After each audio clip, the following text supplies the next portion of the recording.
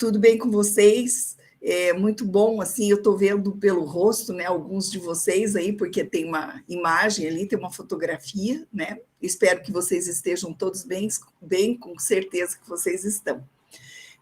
Eu preparei, então, para vocês, para a gente abordar algumas coisas que a gente vem sentindo, assim, que está relacionado à parte da ética, que foi a disciplina que a gente ministrou, e eu preparei aqui para vocês alguns casos, tá? E eu queria deixar bem claro que esses casos eles são fictícios, não tem nada assim de você tirou de algum lugar, não. Eles são fictícios, até porque ética é uma disciplina que eu já trabalho, né, há algum tempo, onde eu dou as aulas, tudo. Então, conforme vai passando, a gente vai tendo mais experiência em relação a isso, né? Então, eu montei esses casos, que são alguns casos que podem ocorrer, e tem outras coisas também que podem ocorrer, né? Tem outros tipos que fere, né, os nossos princípios éticos. Então, o que a gente vai falar aqui são sobre os princípios éticos voltados para as nossas profissões, tá? E faz parte, tudo isso que acontece faz parte, então, das nossas profissões, tanto nas pessoas que trabalham, né, nos órgãos públicos, quando a gente também vai participar de algumas licitações, onde a gente precisa fazer comprovação, então, né, eu preciso de certidões para que sejam comprovados os serviços que a gente já realizou, e se as pessoas não cumprem ou não agem de forma correta, alguns problemas podem nos acontecer. Então, os estudos de caso aqui que eu vou passar para vocês, eu vou abordar aqui 3 casos, sendo que a gente vai mostrar a origem, então, onde veio, né? Se é uma denúncia, se foi um resultado de uma fiscalização que foi feita, ou uma solicitação, né? Pode ser uma denúncia até de órgão público, que às vezes acontece, uma denúncia de um particular, né? E também a gente faz vou apresentar para vocês algumas análises, o que é levado em consideração, e por que essas denúncias elas são acatadas, são consideradas, e também qual seria o julgamento que seria feito, né? Quais seriam os dados que a gente daria para isso. Então, é importante que a gente ressalte que nós, profissionais, a gente tem os nossos direitos das nossas profissões. Foi para isso que a gente se formou, foi para isso, a gente se identifica com a nossa profissão. E a gente exercer a nossa profissão é muito importante, porque ela vai gerar uma exclusividade, ou seja, eu vou poder ter alguns privilégios. Não, quando eu digo privilégio, não é privilégio no sentido ruim da palavra, mas assim, por eu ter um curso superior, por eu ter uma profissão que ela tem participação na sociedade, tudo isso é uma coisa bastante importante.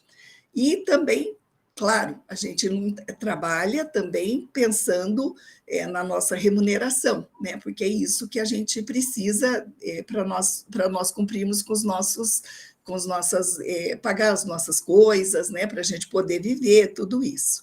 Então, nós temos aí, né, falando do lado da arquitetura, nós temos a Lei 12.378 de 2010, que eles, nos artigos, do artigo 17 ao artigo 23, ele trata da infração ética e aplicação das penalidades. É diferente da Lei 5.194 de 66, que é a lei que rege o sistema Confea-CREA, porque nós temos uma resolução que trata do Código de Ética. Então, é um pouco diferente, porque quando isso está na lei, isso torna-se mais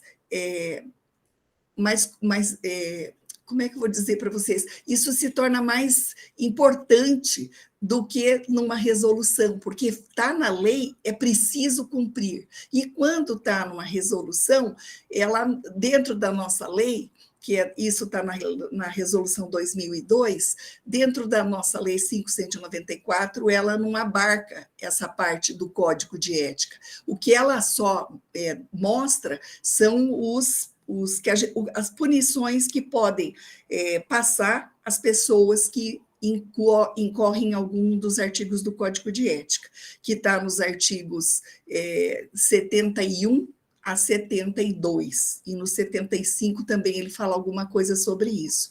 E é diferente, então, da arquitetura, que está realmente nessa parte aí, que está na lei, cumpra-se, né? E o nosso, ele passa pelo próprio Código de Ética. Então, nós temos aqui o nosso primeiro caso. Nosso primeiro caso seria com relação aos profissionais que trabalham em alguma das prefeituras, por exemplo, ou em algum órgão público que necessita que sejam aprovados certos projetos. Então, nesse caso aqui, o que a gente poderia, o que poderia mostrar que incorre, então, num código, que incorre em alguns dos artigos, né, no próprio Código de Ética? Uma pessoa que pode fazer uma denúncia sobre alguma coisa que ele percebeu que isso não está de acordo com aquilo que ele acha que está correto. Ou seja, ele percebe que os seus projetos, que tudo aquilo que ele encaminha para um órgão público, ele demora muito para ser aprovado, para ser avaliado, analisado. Então, essa seria a denúncia. É isso que a pessoa percebe isso, então ela faz uma denúncia sobre isso. E aí, para que a gente consiga verificar se isso pode ser enquadrado no Código de Ética, tem algumas documentações que a gente faz essa verificação. Por exemplo, nos projetos precisa ter o selo do profissional que executou o projeto. Precisa também ter um selo da aprovação daquele projeto, né? Qual que é o órgão que aprovou e qual que é a pessoa daquele órgão que fez a aprovação. Também precisa ter um documento, né, onde ele recebeu uma certa quantia em dinheiro para poder aprovar esse projeto, né? E, então, nesse caso, o que a gente pode estar percebendo, essas documentações dessa pessoa que fez a denúncia, ela precisa apresentar essa documentação, aonde ele apresentou, por exemplo, o selo daquele profissional que fez um projeto, onde consta no projeto um selo de aprovação, e aquele selo de aprovação, o nome aparece do mesmo profissional que elaborou o projeto. Então, assim, além dele fazer, ele ainda aprova. E também, outro documento, né, que pode ser apresentado, que corrobora isso, que reforça isso, que o profissional, quando ele fez esse projeto, ele recebeu uma quantia em dinheiro, que é para elaborar o projeto, que é uma coisa, né, natural que se faça. Mas esse profissional, ele está dentro de um órgão público. Também é verificado que, por exemplo, ele tem uma anotação de cargo e função dentro daquele órgão que ele trabalha, seja na prefeitura, seja no órgão que trabalha com a parte das concessionárias de água, de energia, tudo isso. E aí também constata-se também que o profissional, além dele trabalhar nesse órgão público, ele tem muitas obras que são anotadas como sendo de sua autoria, e que a maioria daquilo que ele faz, são obras privadas e não obras públicas só. Ele tem pouquíssimas obras públicas, que seria inerente ao órgão que ele trabalha, mas ele fez muitas obras privadas, obras para outros, né? Então, a análise que se faria em relação a isso, né, para validar, para verificar se isso cabe,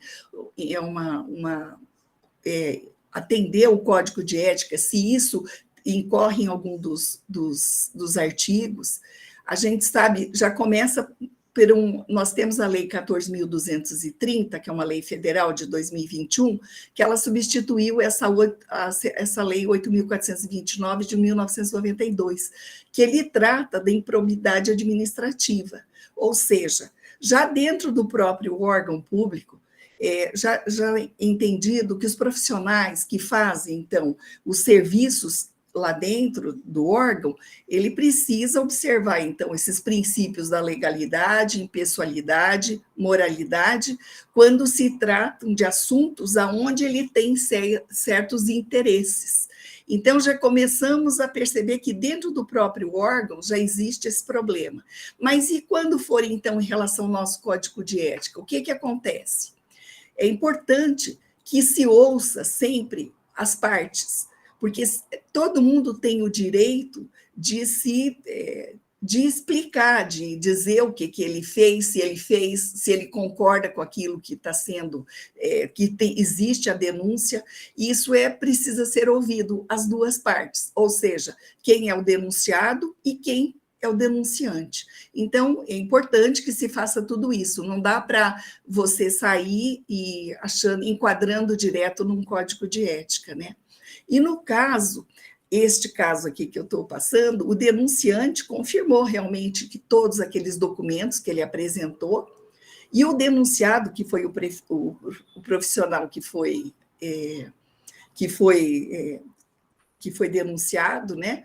Ele explicou que era uma cidade que não tinha outros profissionais na cidade, e aí, decorrente disso, ele fazia todos os trabalhos durante o tempo que ele permaneceu no órgão. E aí ele alega ainda, né? Quando a gente faz esse questionamento, ele alegou que ele tomou conhecimento que não podia aprovar, que só quando ele foi autuado, ou quando foi passado um documento para ele foi oficiado, ele conseguiu, que foi aí que ele sabia, que ele aprendeu, que ele entendeu que ele não podia fazer a aprovação de seus próprios projetos. E foi a partir desse momento que ele diz que deixou de fazer os projetos, né? Os projetos externos, e sempre que ele era procurado, ele comunicava, então, às pessoas, né, que ele não podia fazer isso, porque ele já trabalhava no órgão e ele mesmo era a pessoa que é responsável pela aprovação. Então, o direito de defesa, sempre, nosso, enquanto profissionais, sempre tem que ter. A gente tem esse direito de defesa, né? E no nosso caso aqui, que ele mostra, ele ainda alega que ele desconhecia a legislação, que ele não sabia que não podia aprovar os seus próprios projetos, né? Então, ele já desconhecia uma lei, que faz parte até do serviço público, né, que é essa lei da improbidade administrativa, e fora isso, ele ainda alega que não conhecia, não tinha conhecimento a respeito da legislação, ele não sabia que ele não podia fazer essas aprovações, né? Então, no julgamento disso, o que a gente pode levar em consideração? Primeiro, por ser um servidor público, sempre tem uma exigência do conhecimento, ou seja, ele tem que conhecer as leis que regem o serviço público, né? O que ele pode, o que ele não pode fazer. E aí, dentro do Código de Ética Profissional, de acordo com os artigos que nós temos, a gente pode colocar o seguinte, que a nossa profissão sempre precisa ter um relacionamento bastante honesto e justo, com igualdade e lealdade na competição. Então, assim, esse caso que eu passei para vocês, o que a gente consegue visualizar? A gente está vendo que não houve, assim, uma igualdade, não está sendo uma coisa justa, porque se eu estou dentro do órgão, eu faço os projetos e eu mesmo aprovo, eu não estou propiciando que outros profissionais também façam isso e que, de repente, eu posso estar fazendo alguma coisa que não está correto daquela forma como a gente está realizando, né? Então, mostra que não tem uma lealdade, então, naquele mercado de trabalho, ou seja, eu não estou apresentando igualdade de condições, eu estou beneficiando a mim mesmo, né? E, então, quando trata, então, da conduta, porque o Código de Ética ele fala muito em deveres, direitos e a conduta. E na conduta a gente percebe o seguinte, que a gente não deve usar de privilégio de uma forma abusiva, ou seja, nesse caso que eu estou mostrando para vocês, porque isso vai me dar vantagens pessoais, vantagens que outros profissionais não teriam, né? Foi por isso, né, que esse profissional que eu mostrei aqui, ele apresentou essa denúncia, porque ele se sentiu por exemplo, prejudicado, porque tudo aquilo que ele pedia demorava muito, e quando vinha o resultado disso, vinha com muitas falhas, muitas coisas que precisavam ser averiguadas, que precisavam ser refeitas, né? E assim por diante. Então, eu queria saber de vocês, tudo bem? Entenderam isso? O que aconteceu? Sim, prof. Algum questionamento?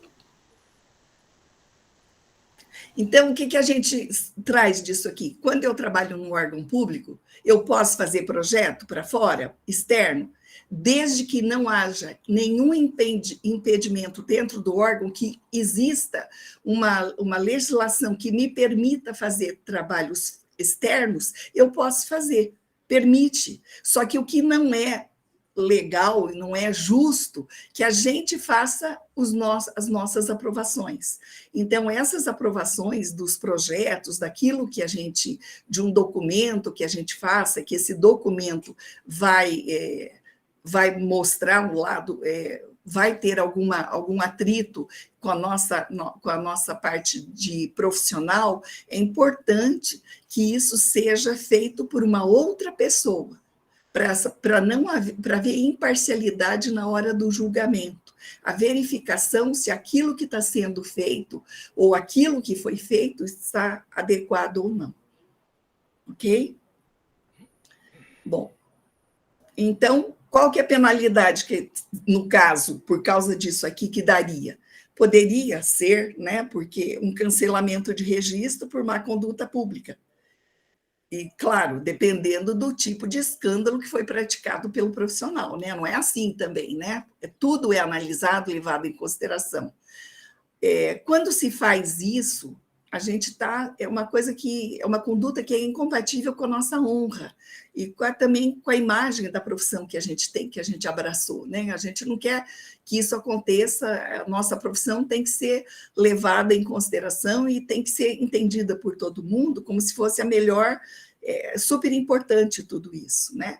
Então, no caso também, o que poderia passar para esse profissional, então, que disse que não sabia?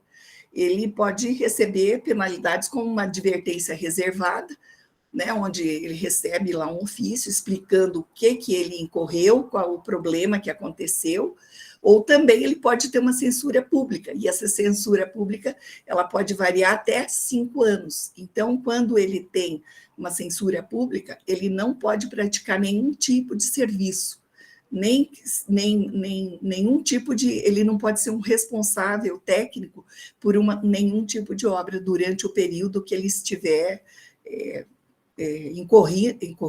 que ocorrer, né, essa parte da censura pública, então.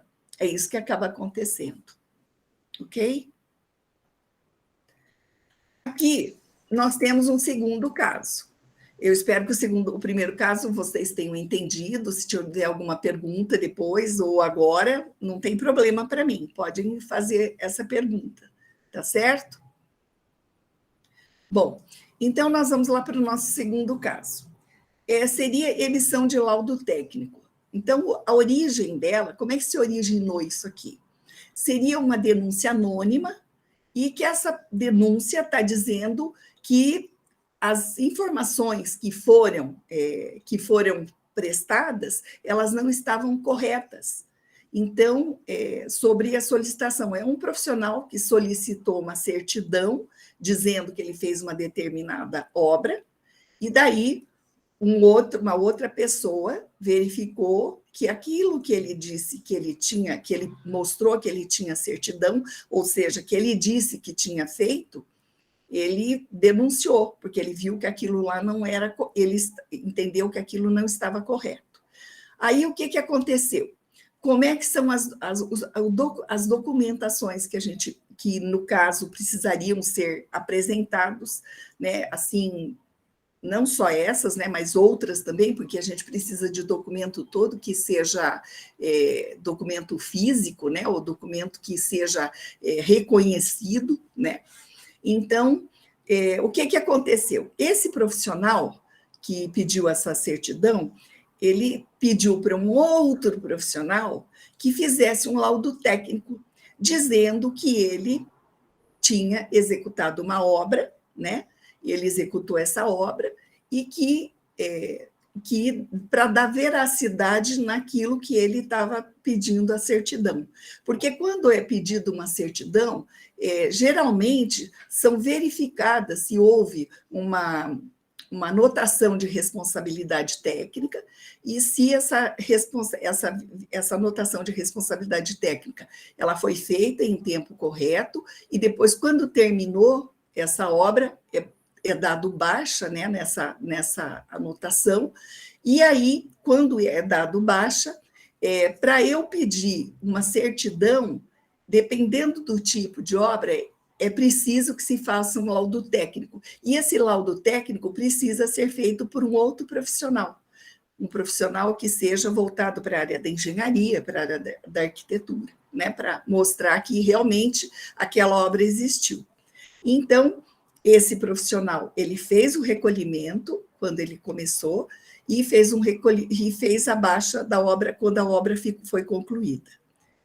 E aí, analisando todos esses documentos, o que a gente começa a perceber? Que como houve essa denúncia anônima, e a pessoa está dizendo que existe um problema de veracidade naquele tipo de informação que foi dada, então foi se verificar quem é que tinha emitido esse laudo técnico para o outro profissional, né? O profissional B conseguia aquele acervo, o acervo técnico, porque ele precisava do acervo para participar de uma licitação. Aí foi verificado esse profissional, né, foi feito um questionamento, foi trazido, as duas pessoas são trazidas, então, para dentro, né, elas podem fazer isso via responder por escrito, ela pode gravar um vídeo, ela pode participar de uma forma presencial mesmo, e aí esse profissional que tinha feito o laudo técnico, dizendo que o profissional B tinha feito aquela obra, ele diz que considerou as informações que tinham sido dadas pelo outro profissional, pelo profissional B. Ele só considerou isso. E aí, esse profissional que fez o laudo, ele não fez as devidas verificações de que realmente a obra tinha sido realizada e que tinha sido feita uma anotação inicial e uma baixa final. E aí o que você percebe, né, o que pode ser percebido também nesses requisitos todos, é que o documento que é expedido, verificou-se, né, que essa anotação ela tinha uma data inicial, e a data inicial dizendo que tinha iniciado aquela obra, e uma data final de baixa de 1 semana. Então, assim, isso já foi um caso para perceber que havia alguma coisa estranha, né? Porque que realmente aquela denúncia anônima que foi feita realmente tinha ali um problema bem sério, um problema que faltou veracidade nas informações. E que esse laudo técnico que a pessoa fez, sem levar em consideração, sem fazer a verificação, sem ter os documentos todos que comprovassem, e que seria até interessante que fosse feito a verificação. Eu ir lá verificar se aquilo foi feito, se aquela obra foi feita, se ela está concluída, né, se foi aquele profissional mesmo que realizou essa obra, para que a gente emitisse esse laudo técnico, dizendo que aquele profissional B tinha feito a obra e que estava tudo de acordo e que ele poderia, então, receber, então, essa certidão.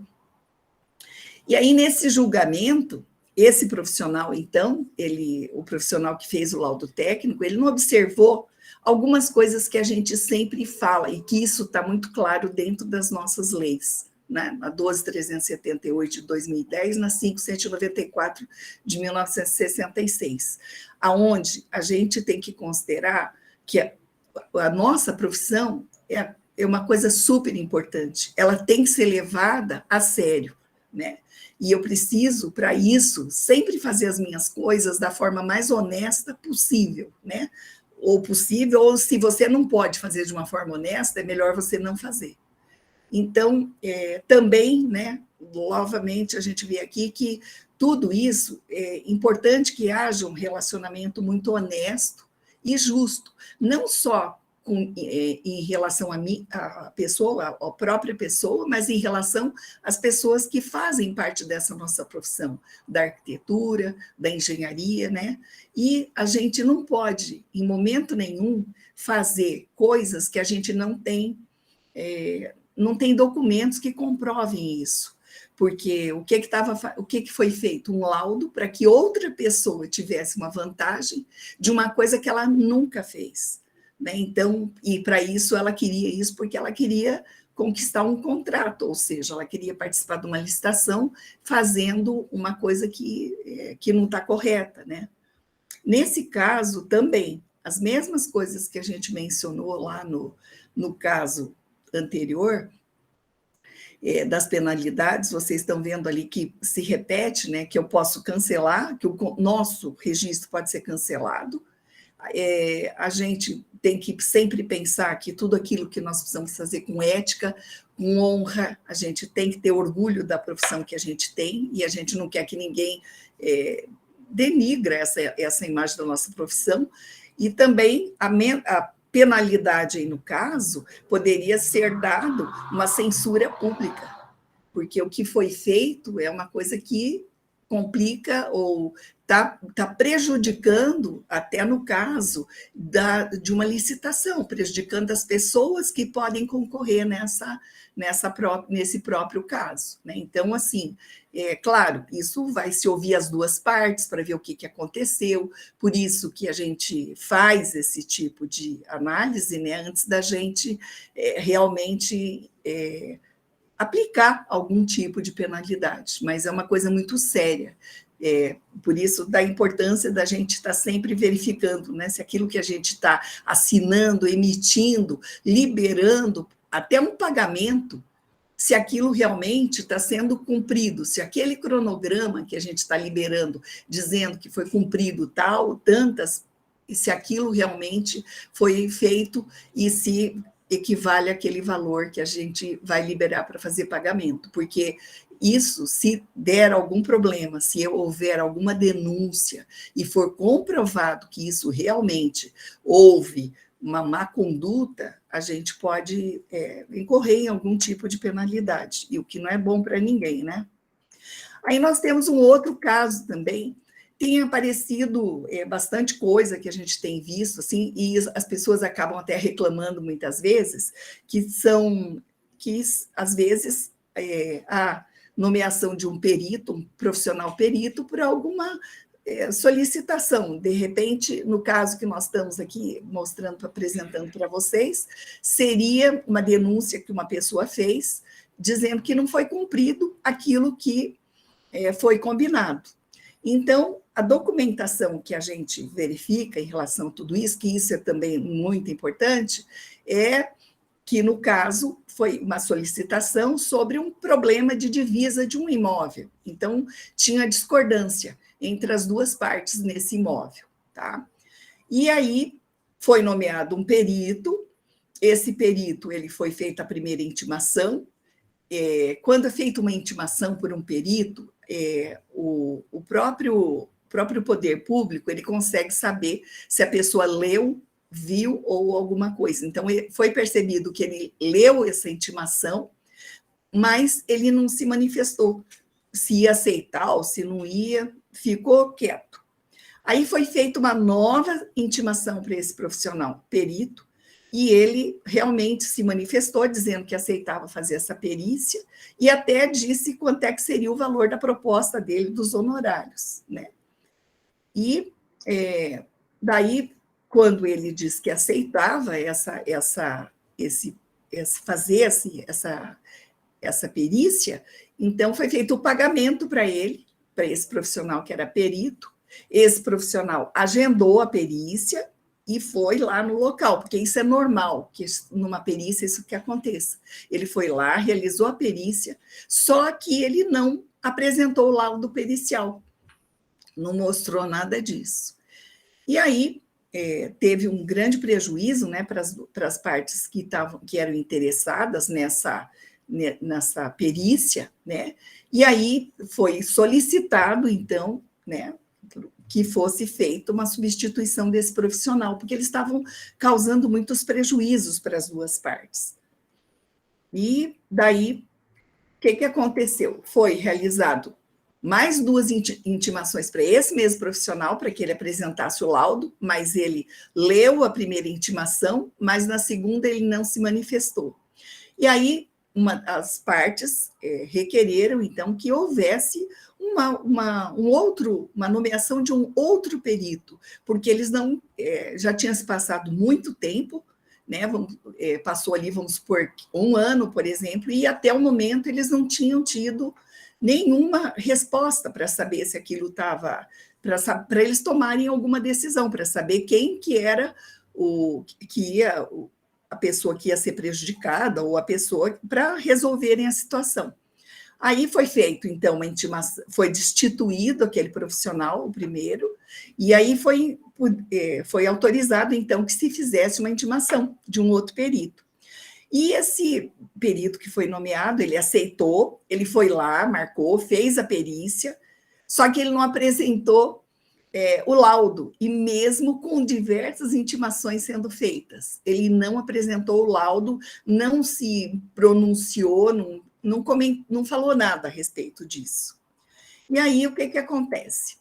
Então, analisando tudo isso que acontece nessa denúncia, e para validar se isso realmente é uma denúncia que fere o Código de Ética, se a gente analisar a posição, então, do primeiro profissional, claro, ele gerou problemas para as duas partes, né? Para a parte que ele estava lá defendendo e para o outro também interessado. Ele também pode estar se prejudicando, porque, de repente, ele não vai poder participar de outra perícia, porque ele deixou de cumprir aquilo que foi pedido. Mas, assim, dentro do conselho, ele não vai sofrer nenhuma penalidade, porque ele foi destituído, ou seja, ele não praticou aquela perícia, ele não fez. Claro que pode ter o problema que ele recebeu um dinheiro para fazer isso, né? Então, mas aí não iria ficar dentro dos conselhos, iria para a parte, para a justiça comum, que a gente costuma dizer, né? Porque daí é uma outra, um outro tipo que vai ocorrer, né? Um outro tipo de verificação, que vai para a justiça comum, mas dentro dos conselhos não acontece esse tipo de coisa, né? Então, e outra coisa que é super importante, a gente sabe que todos esses processos judiciais, eles são muito morosos, demoram muito para sair. Então, eu estou comentando aqui com vocês que é um processo aí que passou de 1 ano, né? Que poderia ter passado de 1 ano. E o que aconteceu? Como o segundo profissional, ele aceitou, fez a perícia, mas não foi destituído dessa perícia, ele sim, e ele deixou de cumprir tudo aquilo que precisava, ele pode ser enquadrado no Código de Ética. E aí, no julgamento dele, o que seria levado em consideração? Primeiro, por ele não ter elaborado esse laudo judicial, né, esse laudo pericial, ele não cumpriu o seu dever da profissão, ou seja, de fazer uma coisa que foi pedida, de atender aquilo que foi solicitado e que ele aceitou. Ninguém impôs que ele fizesse, né? E aí também, com isso, o que acaba acontecendo? Tudo aquilo que a gente fala das profissões, das nossas profissões de engenheiros, de arquitetos, aí a sociedade, às vezes, pode se encarar que ninguém faz nada direito, que as pessoas só querem se beneficiar na parte financeira, mas não cumprem aquilo que deveria ser, né? Então, o conceito da nossa profissão, às vezes, fica bastante complicado, né? E também a sociedade, né, enxerga como se ela não é considerada, não é levada a sério, né, em relação àquele tipo de solicitação que é feita. Então, esses são os 3 casos que eu tinha para apresentar para vocês, né, e aqui nós temos, então, as nossas penalidades, né, para esse caso aqui, que ele, novamente, vocês estão vendo ali que é incompatível com a honra, ou seja, com os nossos princípios éticos, vai denigrir a nossa imagem, a imagem da nossa profissão para a sociedade, e nesse caso aí pode ser tanto aplicar uma penalidade de advertência reservada ou até de censura pública, que vai ser de 5 anos, tá?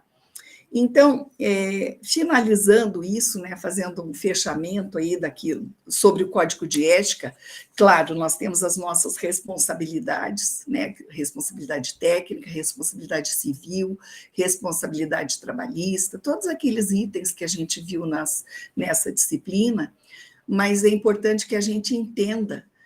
Nós temos, sim, direitos no Código de Ética, né? A gente tem, por exemplo, a gente pode escolher o método, a forma de fazer, o jeito que a gente achar melhor. Ninguém está ali para dizer que eu vou fazer, que está errado, a não ser que aconteça alguma coisa, né? Mas, assim, você escolhe a forma como você quer trabalhar, né?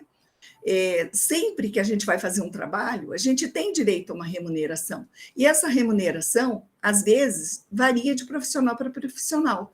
Vai depender da experiência que ele tem, vai depender da complexidade daquele tipo de serviço que ele vai fazer, vai depender se ele tem especialidade, ou seja, se ele é super capacitado para fazer uma determinada tarefa.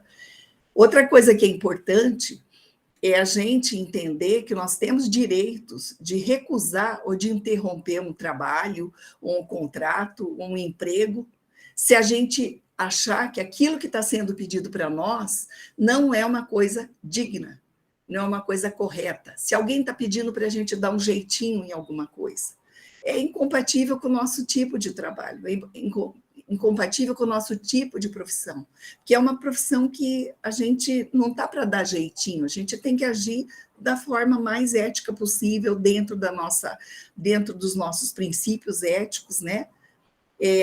E também uma coisa super importante, que nós temos direito a proteger nossa propriedade intelectual, ou seja, tudo aquilo que a gente criou, sejam planilhas, sejam artigos que a gente escreva, sejam projetos que nós realizemos, atividades que a gente faça dentro da onde a gente trabalha, a gente tem direito a dizer, ó, isso é meu, né? Então, é o que a gente chama de acervo técnico que a gente tem, porque é importante, quando eu faço uma anotação, seja de responsabilidade técnica ou um registro de responsabilidade técnica, aquilo, depois, quando finalizar, ele vai culminar num acervo técnico profissional, que faz parte da nossa experiência, o que a gente já fez na vida, né?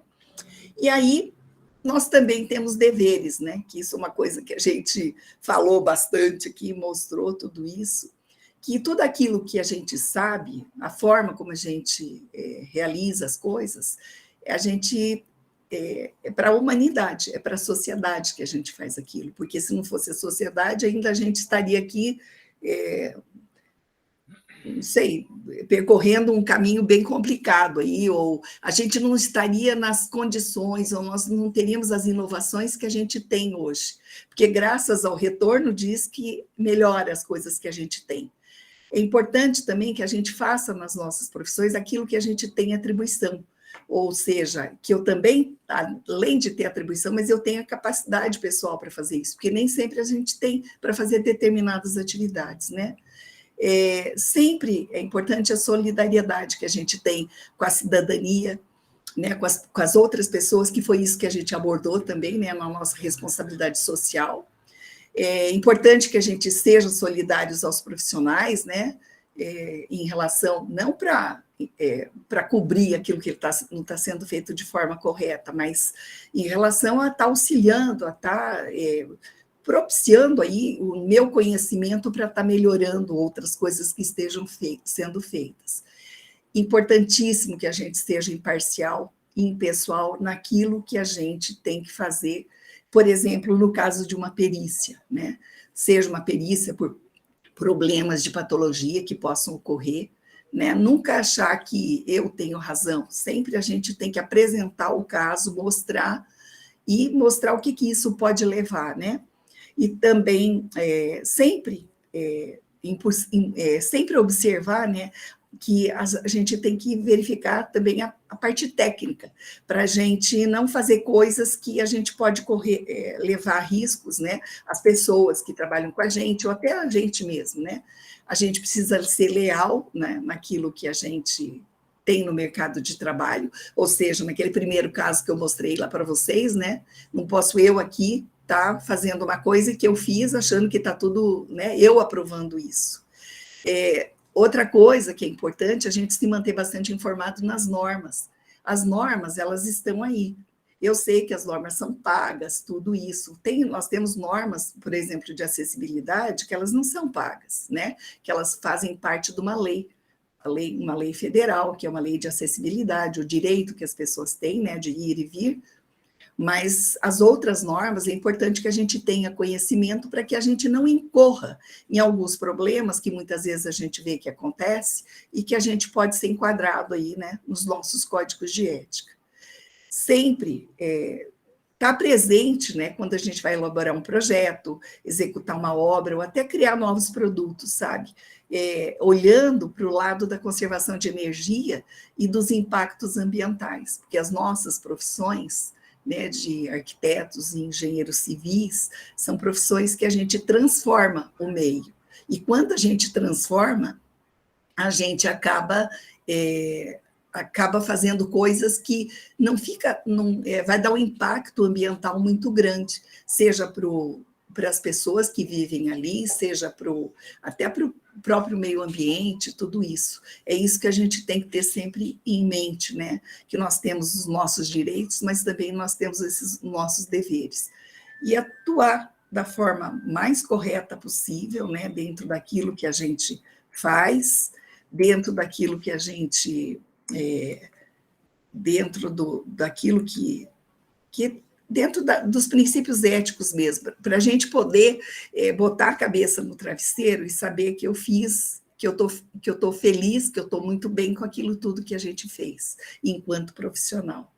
Né? Então, seria isso aí que eu queria passar para vocês, né? Reforçar essa parte da ética, principalmente que a gente está passando por uns períodos meio conturbados aí, né, faz algum tempo, então, e a gente não fica feliz com isso, né, então, e também pensar na nossa profissão, que a gente escolheu, ninguém disse para mim, vai lá e faz isso, né, vai fazer engenharia, vai fazer arquitetura, mas é uma coisa que a gente escolheu, e se a gente escolheu, a gente tem que agir da melhor maneira possível, eu tenho que ter orgulho da profissão que eu escolhi, e eu tenho que ter orgulho das pessoas que são meus colegas profissionais também, que eles estão fazendo as coisas da melhor maneira possível, né?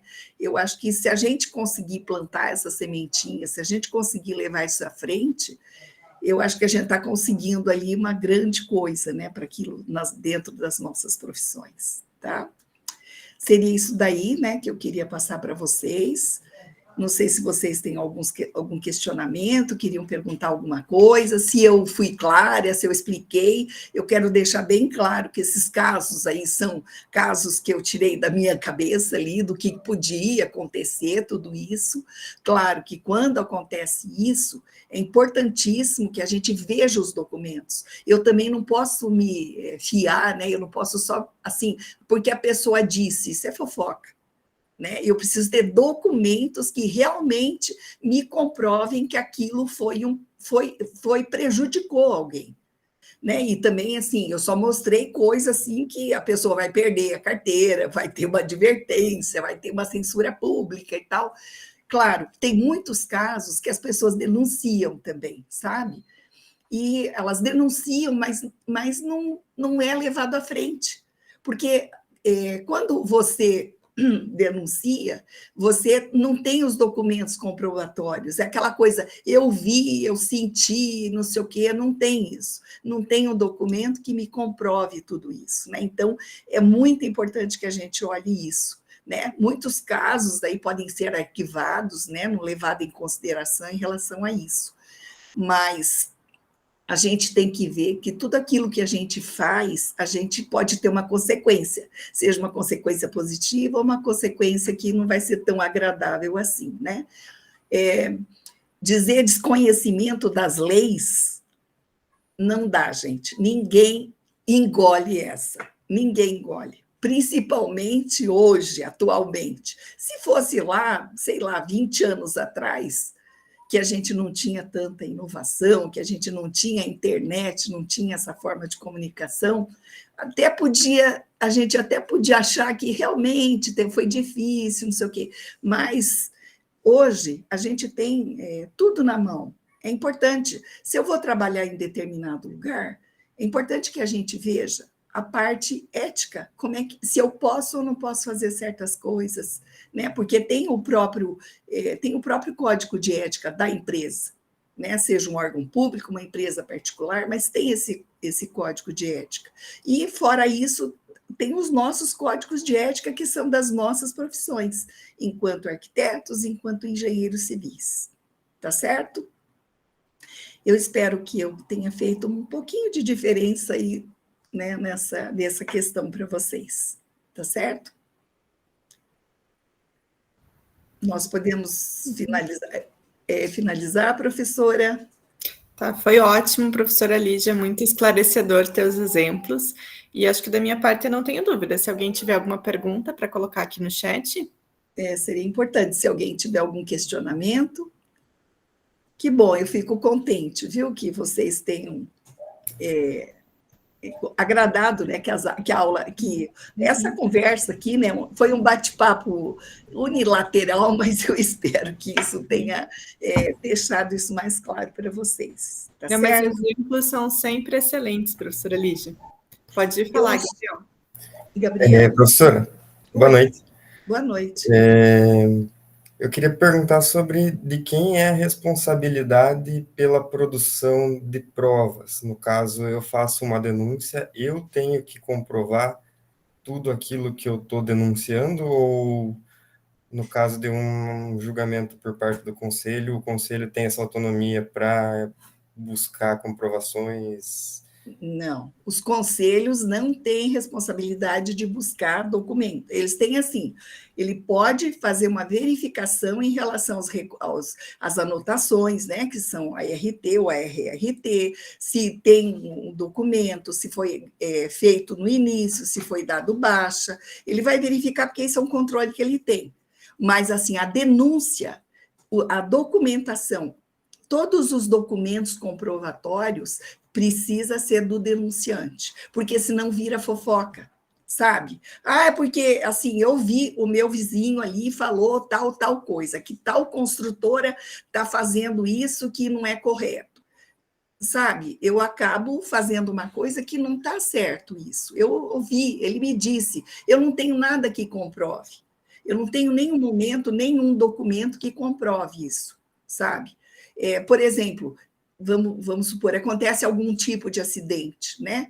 O conselho ele vai, verifica se tinha um responsável técnico para isso, mas quem vai fazer todo o levantamento, toda a perícia, é a própria polícia civil até que faz isso. E aí, se é um caso, por exemplo, que tem corpo de bombeiro, tudo, eles fazem os laudos, tudo isso, e esses laudos são feitas as verificações todas, mas esses laudos vêm tudo com comprovação. Por exemplo, ele não foi soterrado, por exemplo, ele cumpriu tudo aquilo que está na norma. Esse que é o negócio. Essa norma, por exemplo, de escavação, ela não é uma norma, ela é paga. Mas eu, como profissional, eu tenho que agir da melhor maneira possível. Eu tenho que saber que se determinada, eu tenho responsabilidade, eu tenho que cuidar da segurança das pessoas. Mas para isso tudo você precisa de todos os documentos, eu preciso das comprovações para isso poder acontecer. Ok? Eu vi uma pergunta aqui, deixa eu ver se eu consigo abrir aqui. Deixa eu ver. Professora Andressa, Oi, professora Lígia. A pergunta da Ana Luísa é a dúvida. Tenho uma dúvida. No caso 1, você disse que o servidor não pode executar projeto que compete a ele a fiscalização/aprovação. Porém, ele pode executar projeto que compete a outro profissional fiscalizar/aprovar? Então, talvez não ficou claro. É o seguinte, vamos supor, né, vamos pensar que eu trabalhe numa prefeitura, tá? E aí, onde eu trabalho, não tem outros profissionais, arquitetos, engenheiros, não tem. E aí os projetos as pessoas vão aparecendo e vão me contratando, eu que trabalho na prefeitura, para fazer projetos. Eu faço o projeto, eu mesma vou lá, faço a conferência e aprovo. Isso não está correto, porque eu sou a pessoa que estou levando vantagem nisso, porque eu estou fazendo e eu estou dizendo que meu projeto está 100%, que ele pode ser aprovado, entende? Eu não posso fazer esse tipo de aprovação. Para isso, se eu precisaria de um outro profissional para fazer essa verificação e aí sim fazer a aprovação. Se eu tiver um outro colega, é isso que eu vou ter que buscar. Mas se eu trabalho numa prefeitura e vou fazer projetos para o pessoal que aquela prefeitura faz aprovação e que essa pessoa que faz aprovação sou eu, não dá para fazer. Eu tenho que não posso concordar com isso, eu não vou poder fazer esse tipo de trabalho. Tá certo? É isso, Ana Luísa? Ok. Mais alguma questão, alguma pergunta?